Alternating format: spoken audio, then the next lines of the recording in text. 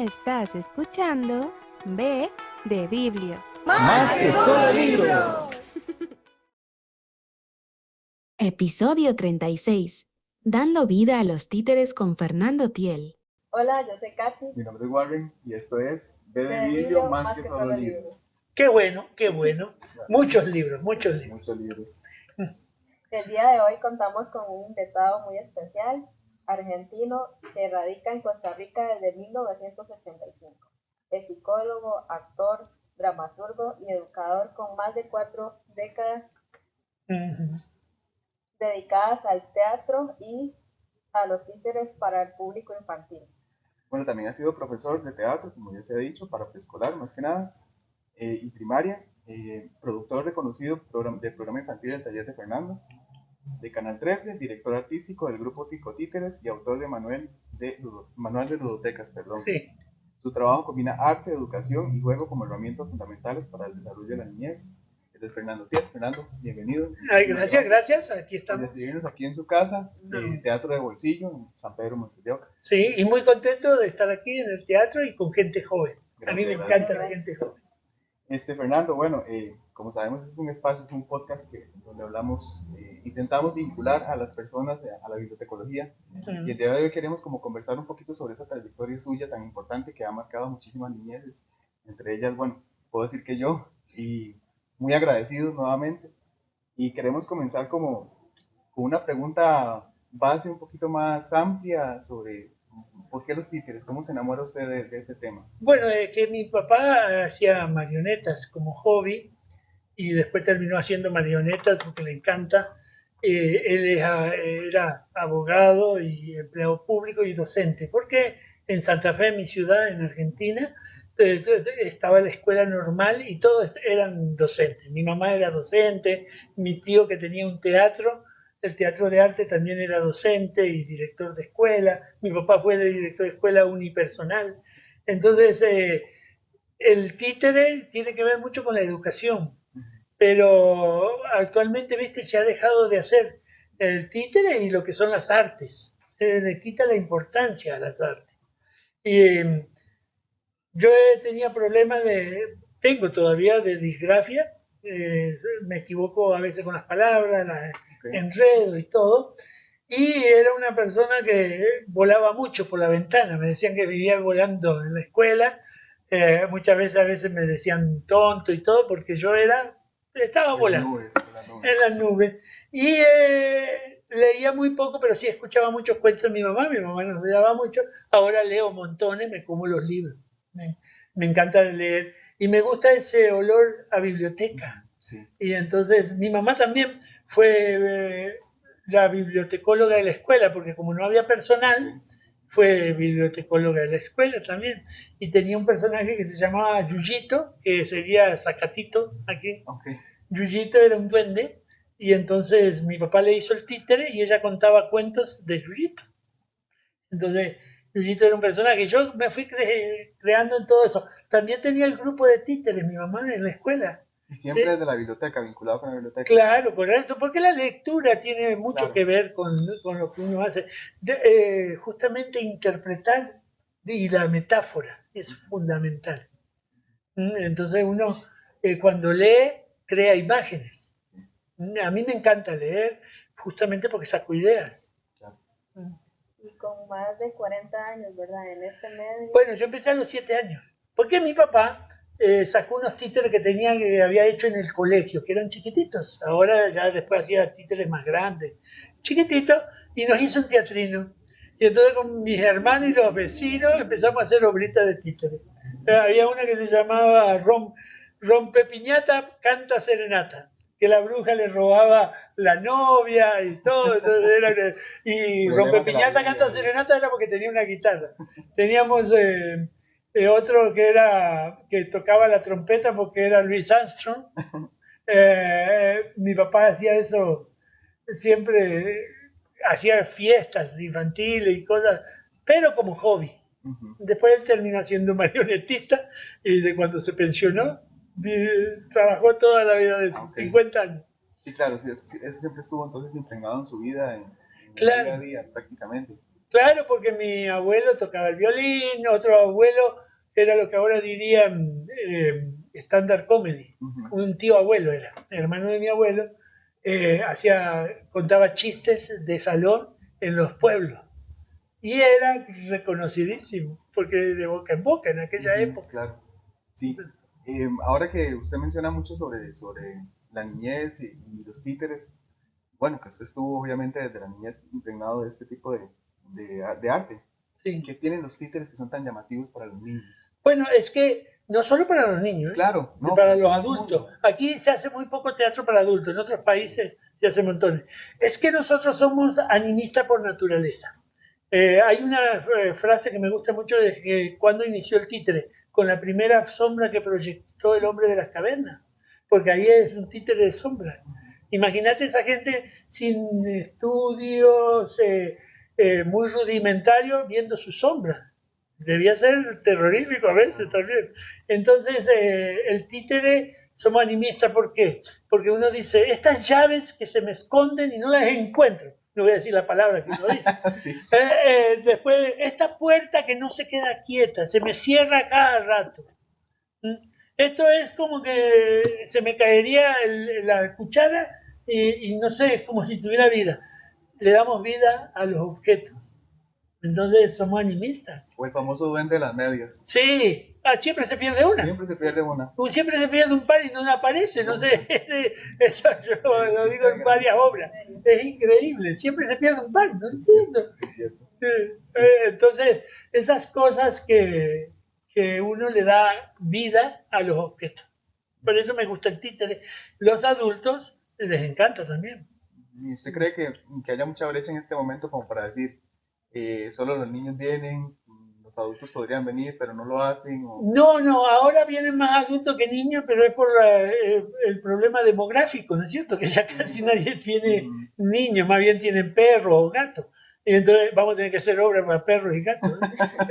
Y entonces viene un niño o una niña y viene el abuelo, la abuela, el tío, el papá, la mamá, vienen todos adultos, tenemos más adultos y se divierten más los adultos, se ríen más que los niños.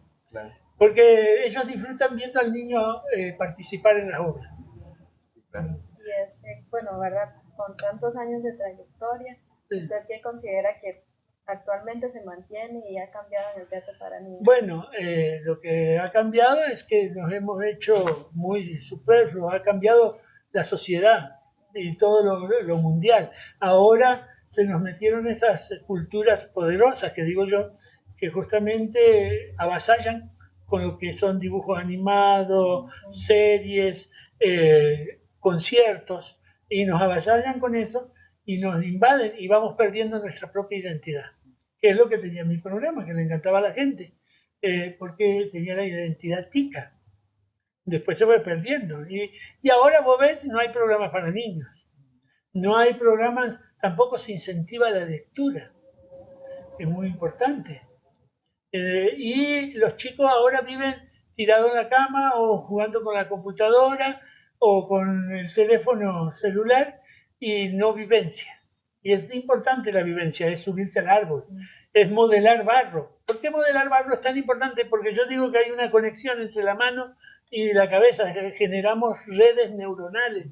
Las redes neuronales se generan, ¿por qué? Porque vos el barro estás modelando, se te cayó y entonces resolves el problema. O cuando haces cosas con tus manos, tenés a veces errores. Y esos errores te generan volver a empezar o te generan cómo resolves. Muchos me dicen que cómo saco tanta creatividad, porque yo jugaba con tierra, barro en la calle, jugaba a la bolincha, jugaba al tarro a pegarle a un tarro, jugábamos a la bola en el campito que decíamos, en los terrenos. Entonces todo eso te genera una vivencia. Robábamos naranja al vecino. Nos subíamos a la tapia y nos caíamos. Una vez, me acuerdo, me metí un mecate en el árbol y me quedé como media hora colgado del pie porque no había nadie. Y yo gritando que me viniera a descolgar porque estaba colgado cabeza abajo. Esas cosas que ahora uno dice, ay, qué bárbaro, un accidente y todo. No, pero se sobrevive. Sí, y todas esas vivencias que usted nos cuenta, me imagino que usted las trae acá al escenario. Claro, siempre, siempre. Por lo general, cuando uno escribe, o escribe novela y todo, siempre tiene un poco de uno mismo, Claro, ¿no es cierto? De la vivencia. sí, sí. De hecho, quiero escribir una cosa del barrio, porque el barrio era muy especial. Era un barrio, le voy a decir, estábamos a 300 metros de la Villa Miseria. Mi mamá era maestra de esa escuela, por eso nos fuimos a vivir a ese barrio, que era un barrio, pero bien humilde, ¿eh? Bien humilde. ¿Y qué pasa? Uno aprende a jugar con todo, hasta con tuquito de madera hacíamos carritos, hacíamos con el tuquito de madera y las chapitas. Todo eso te va dando una Un poder imaginación y imaginativo. una creatividad increíble. Sí, y bueno, también que siempre estuvo muy cercano a la lectura, porque su mamá pues Sí, podía claro. contarte los cuentos. Claro, y Entonces, mi papá fue el primer promedio de la escuela y en la universidad también. Leía mucho. Mi papá era abogado, entonces se leía mucho. Y en casa nos devorábamos. Mi hermano mayor se devoraba 3 libros por día. Era increíble la biblioteca. ¿Por qué? Porque teníamos biblioteca. Ahora vos vas a entrar a las casas y casi no ves libros, no ves biblioteca. si acaso tal vez alguien que ande, digamos, en el celular, pero ya no se ven Mis físicas. hijas se acostumbraron a vernos leer, a mi esposa también lee montones, y entonces se acostumbraron y ellas también leen montones y les encanta y tienen una visión diferente, por eso les gusta la ciencia. Ellas leen mucho y les fue brillante en la escuela y en la universidad. Y entonces eso incentiva, si a uno lo ven leer, ellos leen, los Sí, niños leen. empieza desde casa.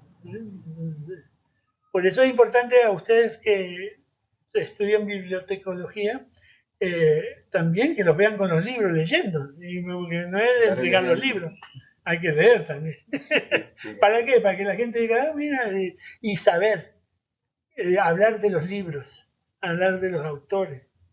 Entonces, si uno lee, puede hablar, con propiedad, claro. por supuesto. Porque hay gente que no lee y entonces después dicen cada barbaridad. Sí. Sí, dentro de esta narrativa, ¿verdad? De los títeres, ¿cómo considera usted o considera que ayuda bastante en cuanto al conocimiento y los valores? Eh, bueno, los valores, yo no digo que no educo, sino que formo. El teatro forma, no educa. La educación está en los papás y Sí. todo. Últimamente se perdieron los valores, pero lo que yo estaba diciendo, si se pierde la identidad, se pierden los valores. Eh, ¿Por qué? Porque nos inculcan valores extranjeros. Los valores extranjeros, ¿no es cierto? Es vender armas, la guerra, Consumo rápido. el consumo rápido, la comida, se pierde la comida, por eso tenemos problemas de obesidad. Eh, entonces, se pierden los valores en ese sentido. Eh, Algo muy importante, el cristianismo habla mucho de la paz, de respete al otro y todo, y los valores, y al final estamos peor que antes. No podemos volver a antes. Hay gente que dice es cristiano y todo y está a favor de la guerra, de matar gente. Sea malo, sea bueno, sea lo que sea, o ideológicamente tenga otras ideas, yo no sería capaz de matar a un ser humano. ¿Por qué no? Porque tengo mis valores. Pero de esos valores se pueden inculcar desde el teatro, Sí, se muestra. se muestra. El teatro muestra la realidad, pero de una forma metafórica. Claro. Es lo mismo que los libros, ¿no es cierto? Vos lees, te muestran, hacen crítica fuerte, pero de una forma metafórica. Le devolves a la persona una realidad diferente para que pueda asimilarla. Si vos haces lo mismo que pasa en la realidad, estás haciendo una catarsis.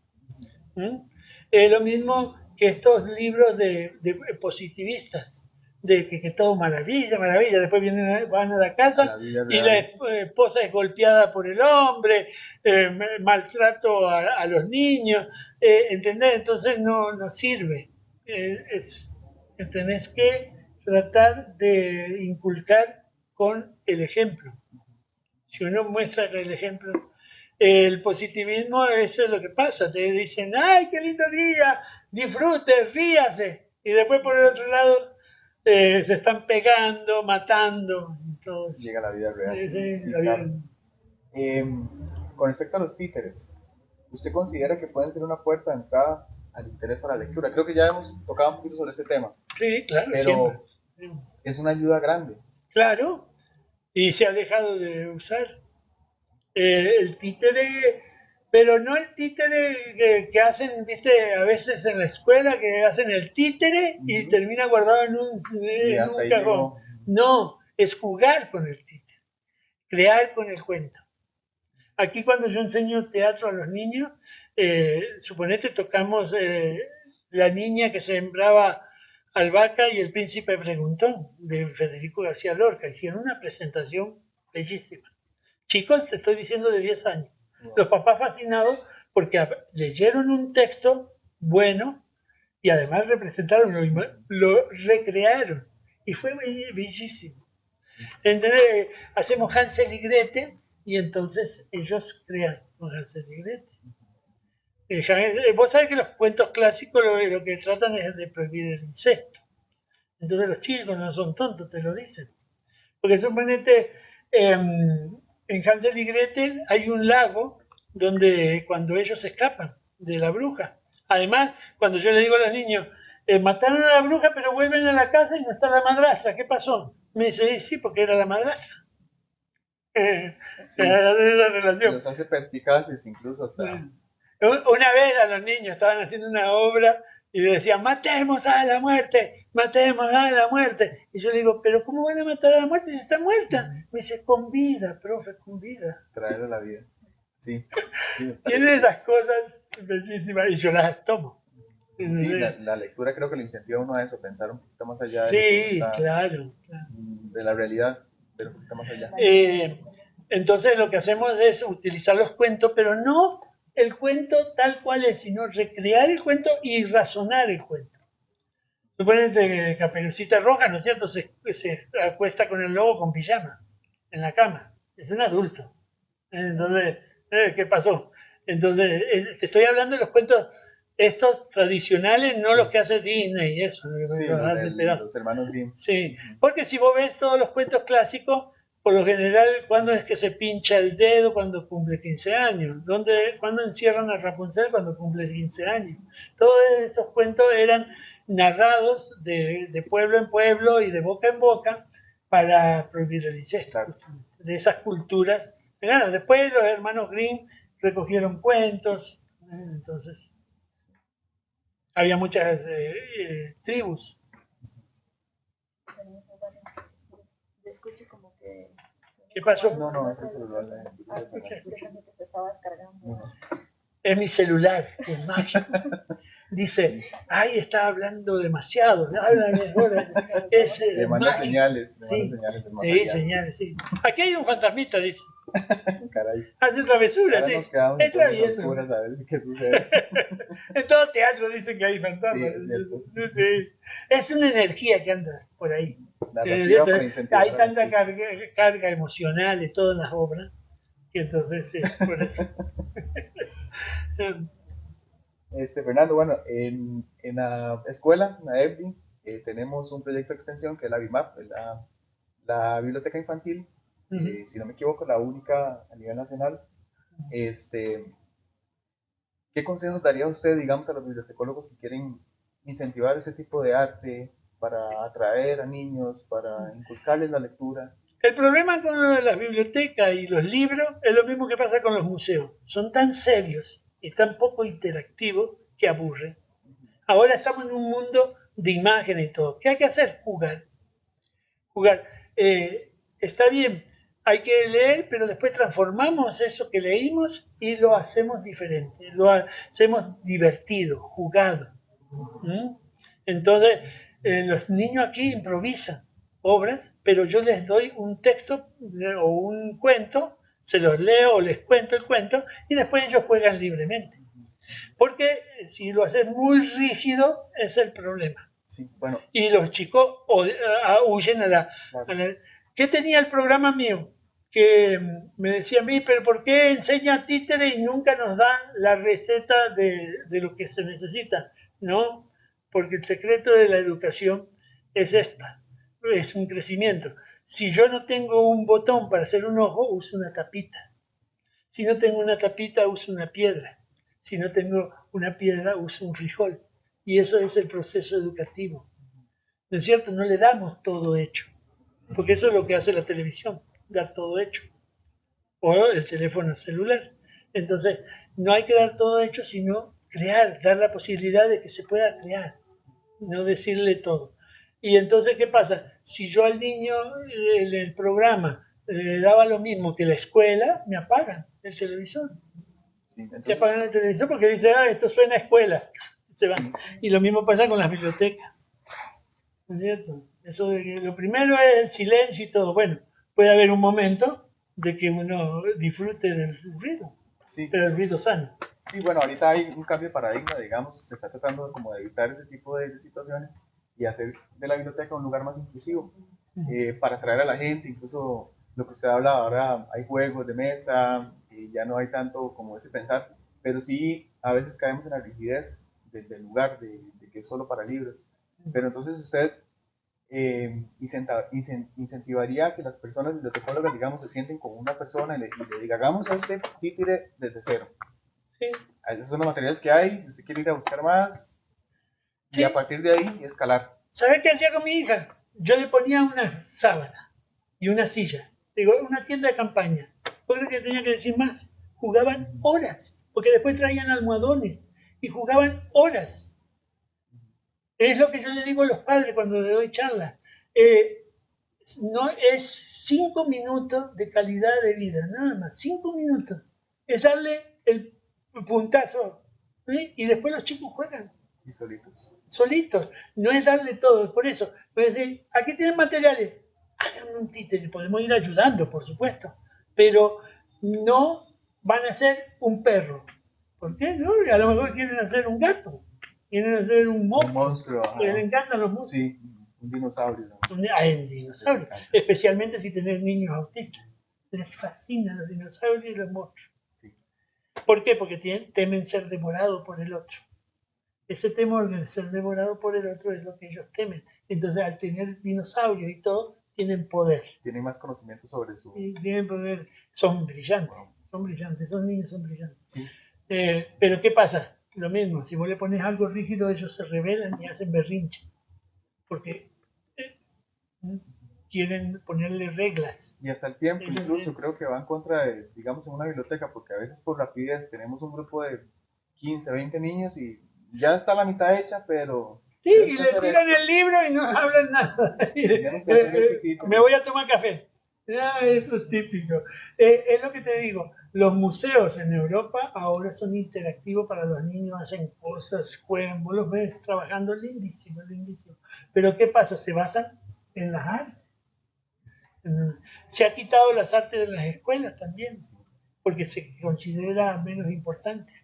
Que quita espacio y tiempo y todo para los Sí, otros sí. profesores de Hay que incentivar la ciencias duras. lectura, pero de una forma divertida.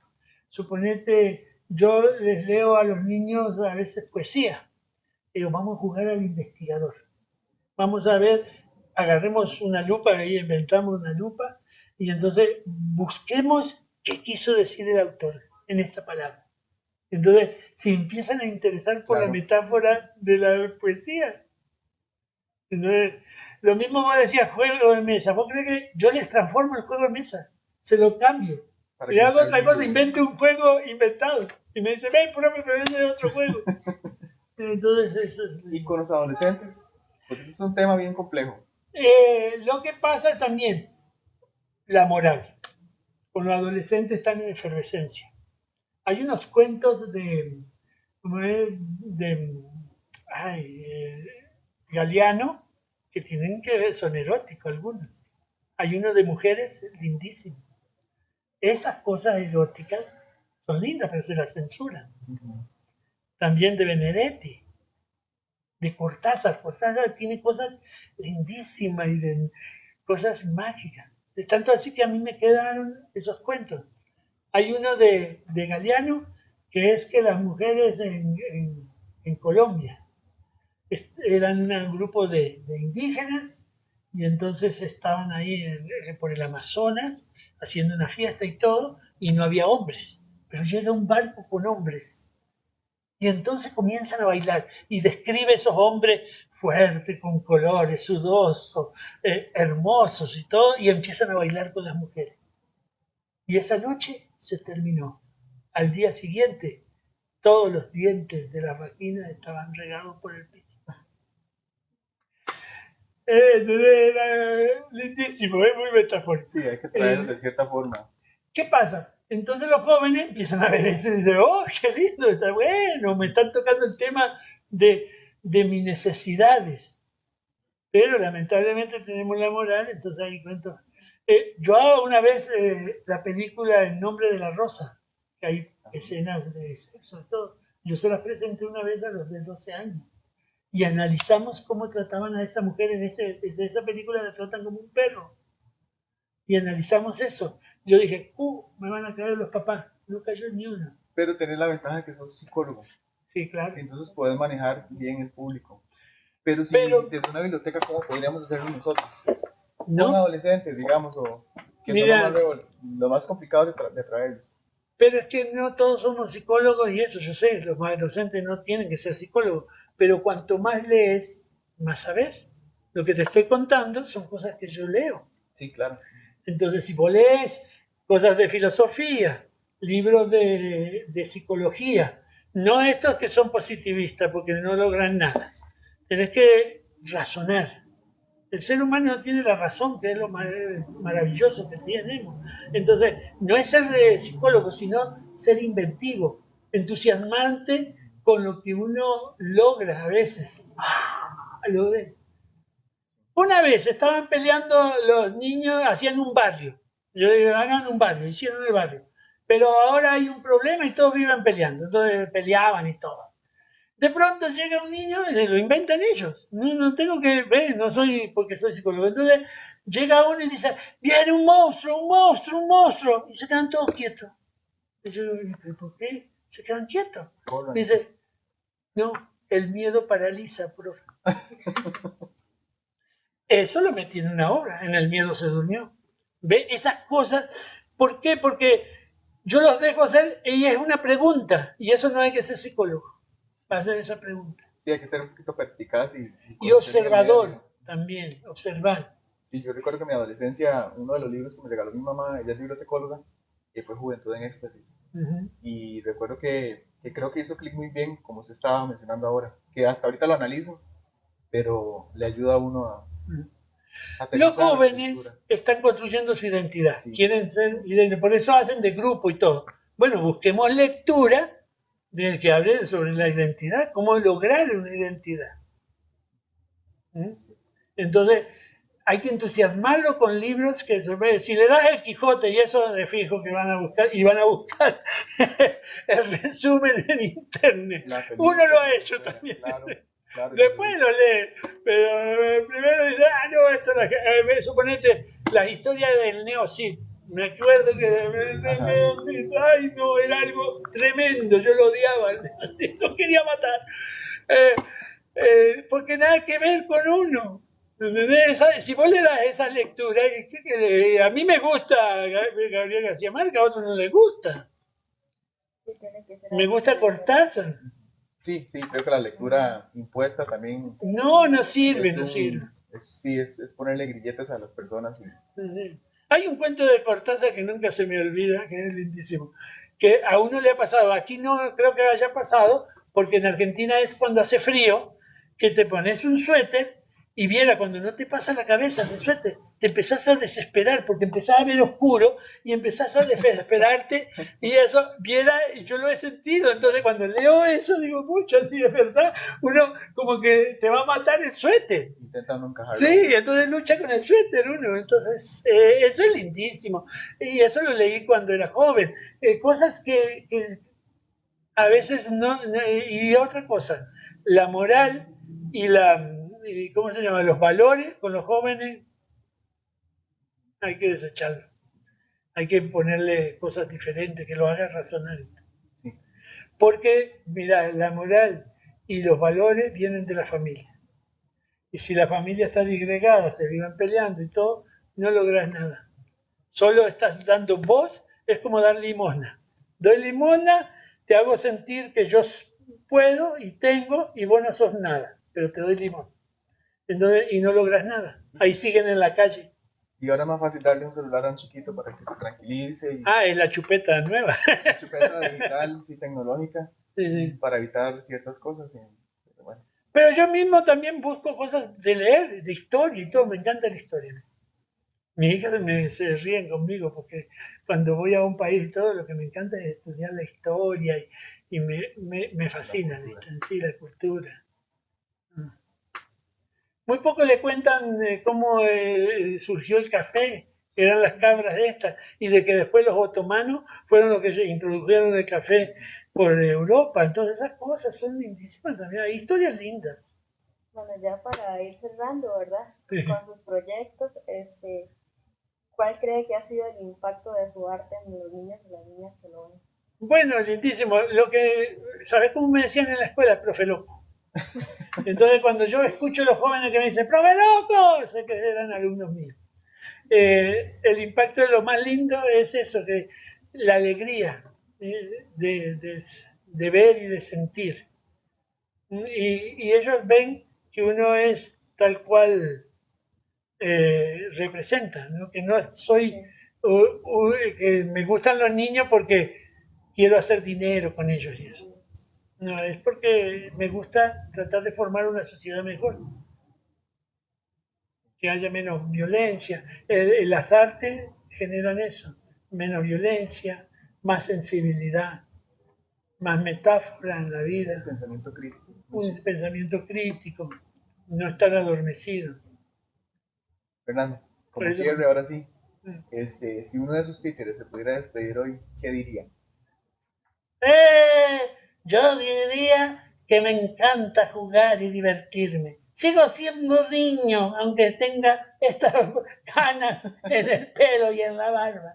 Así que ustedes diviértanse. Hay que ponerle alegría y salsa a la vida, como dice la obra de Cocinando Sueños que estamos presentando en el teatro. Allí hay que ponerle alegría.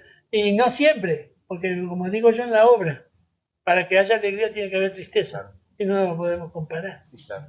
Fernando, muchísimas gracias por el tiempo, por habernos aceptado aquí en su casa, Teatro de Bolsillo, para que lo busquen en las redes sociales y puedan venir también a las presentaciones que hace usted acá. ¿Qué días? Nosotros estamos los domingos presentando Ok. obra para niños y viernes, sábado a las 7 de la tarde hay de todo grupo y los domingos a las 6. Y es importante, Teatro de Bolsillo CR, porque hay otros teatros de bolsillo en Europa y en Chile, y entonces es bueno poner Teatro de Bolsillo CR y ahí en Instagram y en Facebook. También con el mismo nombre. Sí, Ok. Teatro de Bolsillo CR. Muchísimas gracias, Fernando. Sí, muchas Bueno. gracias por recibirnos acá a un lugar tan bonito. Sí, Gracias. nos vemos en el siguiente episodio. Si más no queda, nos despedimos. Hasta luego. Chao. Este programa fue presentado por la Escuela de Bibliotecología, Documentación e Información de la Universidad Nacional.